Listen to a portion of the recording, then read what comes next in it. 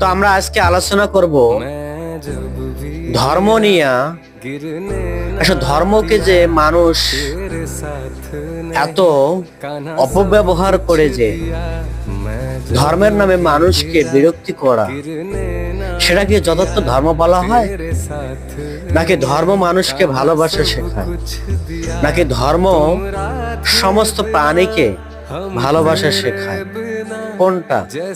না ধর্ম সমস্ত মানুষকে ভালোবাসা শেখায়। ধর্ম কখনো মানুষকে উগ্রগত পন্থা শেখায় না। ধর্ম সমস্ত প্রাণীকে ভালোবাসার মর্যাদা দেয়। কিন্তু আমরা দেখতে পারি কিছু কিছু ধর্ম সেটা মানুষকে উগ্র পন্থা দেখায়, মানুষকে উদ্বিগ্ন করে, মানুষকে বা অন্যান্য জীবকে সে ধ্বংস করে।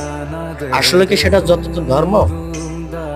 আপনারা কি মনে করেন? আপনাদের কাছে প্রশ্ন।